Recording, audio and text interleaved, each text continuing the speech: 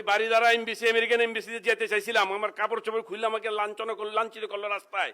পরে আমি বাড়িদারার লেকের পার দিয়ে হাইটে হস্টেল হাই কমিশন স্কুলে পর্যন্ত পড়ছি, যুবলীগের প্লাবিনের গুলির মুখে যাইতে পারি না সেখানে।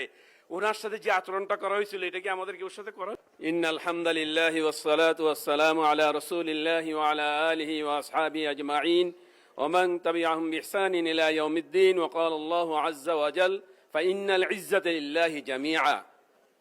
17 বছরের গণতন্ত্র আদায়ের সংগ্রাম, রক্তজরা জুলাইয়ের জাগরণ শীর্ষক আলোচনা সভার আজকের সংগ্রামী সভাপতি, বিএনপির সংগ্রামী মহাসচিব জনাব মির্জা ফখরুল ইসলাম আলমগীর, আজকের এই অনুষ্ঠানের প্রধান অতিথি মাননীয় প্রধানমন্ত্রী, বিএনপির চেয়ারম্যান জনাব তারেক রহমান সহ জাতীয় নেতৃবৃন্দ, আজকের যোদ্ধারা। লম্বা অ্যাড্রেস করতে গেলে কথা কম বলতে হবে, কথা বেশি বলার জন্য অ্যাড্রেস কম করে দিছে। বাত তবিল ওয়াক কলিল। আপনারা উট নহর করতে দেখছেন? উটের একটা লম্বা একটা গ্রিপ থাকে, এখানে একটা সেফটি ট্যাঙ্ক থাকে, আর তার নিচে থাকে নহরের যে নালিটা। তো যারা তাকে নহর করতে আসে, যে নহর করে সেই কিন্তু মূল দক্ষ খেলোয়াড় না। যারা তাকে এই উটটাকে প্রথম ক্লান্ত করতে হয়, এভাবে তাকে প্রচন্ডভাবে ক্লান্ত করার পরে তার ওই নহরটা বেরিয়ে আসে। এরপরে নহরটা আমি হুট করে গুতা দিলে রক্ত ঝরঝর করে এসে দুর্বলিয়ে পড়ে। এটাকে উট নহর উট জবে করে না। এখান থেকে ফয়সালা করেন জুলাইয়ের মালিক কারা। কিন্তু আপনারা, আমি একটা কথা বলবো, আপনারা কিন্তু যারা বক্তব্য দিয়ে গেছেন তারা প্রচন্ড বোখালতি করছেন। এই 17 বছরে আমরা যে ত্যাগ দিছি, কোরবানি করছি, এটি এক পাল্লায় রাখবেন। খালেদা জিয়ার কোরবানিতে একটাকে আরেক পাল্লায় রাখেন, এটা ভারী হবে। সাবেক 3 বারের সফল প্রধানমন্ত্রী, 20 দলীয় জোটের শীর্ষ নেত্রী, মাদার অফ ডেমোক্রেসি খালেদা জিয়াকে যখন মিথ্যা মামলায় কারাগারের অন্ধকার একটা কষ্ট রাখা হলো, পোকামাকড় পরিত্যক্ত রাখা হলো, এটা কোন আচরণ করা হলো? কত বর্বর আচরণ করা হলো? এই কুরবানি কার সাথে করা হয়েছে? এইতে কে দিয়েছে? আগে আমি আপনার কাছে প্রশ্ন করতে চাই। উনাকে যখন মার্চ অফ ডেমোক্রেসিতে বাসা আটকানো হলো, আমি একা ওই বাড়িদারা এমবিসি আমেরিকান এমবিসিতে যেতে চাইছিলাম, আমার কাপড় চোপড় খুললে আমাকে লাঞ্ছিত করলো রাস্তায়। পরে আমি বাড়িদারার লেকের পার দিয়ে হাইটে হস্টেল হাই কমিশন স্কুলে পর্যন্ত পড়ছি, যুবলীগের প্লাবিনের গুলির মুখে যাইতে পারি না সেখানে। ওনার সাথে যে আচরণটা করা হয়েছিল এটা কি আমাদেরকে ওর সাথে করা হয়েছিল?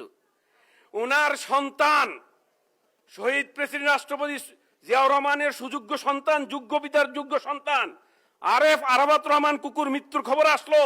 মা কি সঠিক থাকতে পারে? ঠিক থাকতে পারে? মা সুখে মুহ্যমান। এই অবস্থার মধ্যে ওনাকে অবরুদ্ধ করা হলো গুলশান কার্যালয়ে। আমাদের কাছে খবর আছে পানিও পান করতে দেয় নাই। লাস্টে উনি যখন এই দেশের চিন্তা করে, জাতির চিন্তা করে পল্টন যাওয়ার ঘোষণা দিলেন, চতুর্দিক গ্রাস করে ওনাকে কি করলো? পিপের স্প্রে করে দিল। আমি সেখানে ছিলাম। আমি কিন্তু অনেক কিছু মধ্যে ফাঁকে ফাঁকে যে পৌঁছা দেয়।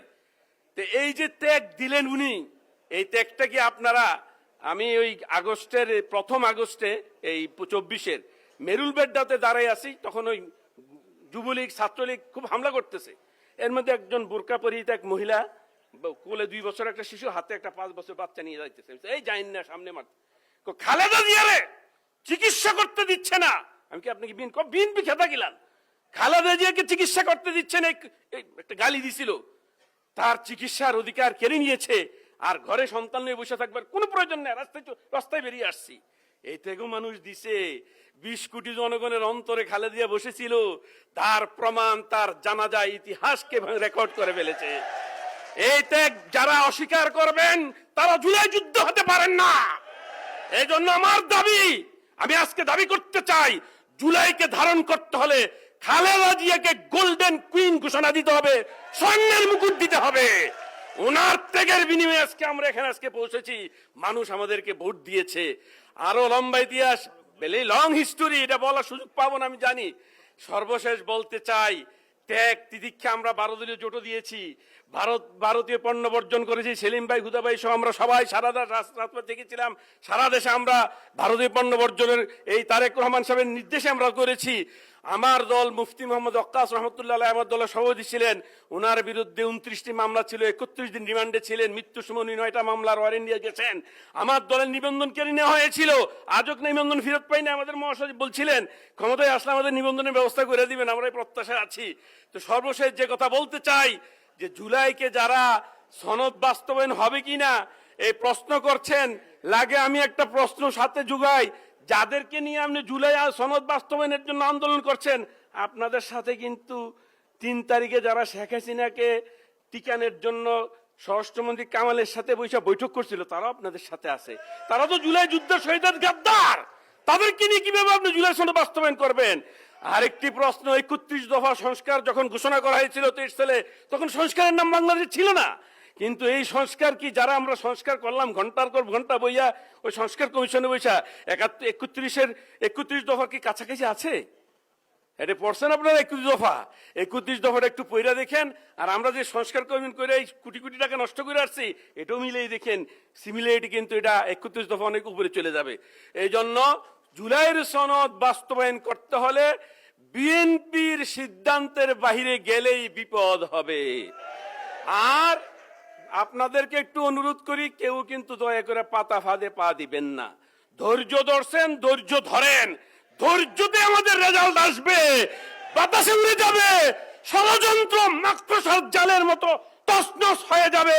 তারেক রহমানের নেতৃত্বে সারা দেশের মানুষ ঐক্যবদ্ধ আছে। তবে একটু আবেদন করে যাই, আমার কথা রাগ করেন না, মন্ত্রী পরিষদের সদস্যবৃন্দ এমপিদেরকে অনুরোধ করি, আমাদেরকে একটু সাক্ষাতের সুযোগ দিয়েন। আপনারা প্রধানমন্ত্রীর পথ অনুসরণ করেন, ওনার মতো বিনয়ী হন, ওনার ভাষার মধ্যে যে প্রাঞ্জলতা তা আপনারা লক্ষ্য করেন। এবং আমাদেরকে মন্ত্রীদের সাথে আমাদেরকে মন্ত্রীদের কাছে সাক্ষাতে গেলে দুর্ব্যবহার করা হয়, ওনাদের ব্যক্তিগত কর্মকর্তারা ফুট ধরতে চায় না। তাহলে ঐক্যবদ্ধ থাকবো কিভাবে? এই জন্য ঐক্যবদ্ধ থাকার জন্য আমাদেরকে সুযোগটা দিবেন। আমাকে ওই দিন আমি সাংগঠনিক সফরে বরগুনে গেলাম, আমাকে একজন প্রবীণ আলেম বললেন, মাননীয় প্রধানমন্ত্রীর কাছে যে আমাদের একটা বার্তা পৌঁছাইবেন, যতটুকু নিরাপত্তার ওনার প্রয়োজন পর্যাপ্ত নিরাপত্তা যদি উনি গ্রহণ করে, এটা সুন্নত, এই সুন্নত হিসেবে ওনার পর্যাপ্ত নিরাপত্তা গ্রহণ করতে হবে। আমি সর্বশেষ বলবো, দুর্গমুখী কান্তার মরুদুস্তর পারাপার লঙ্ঘিত হবে রাত্রি নিষিদ্ধ যাত্রীরা, হুঁশিয়ার হুঁশিয়ার হুঁশিয়ার।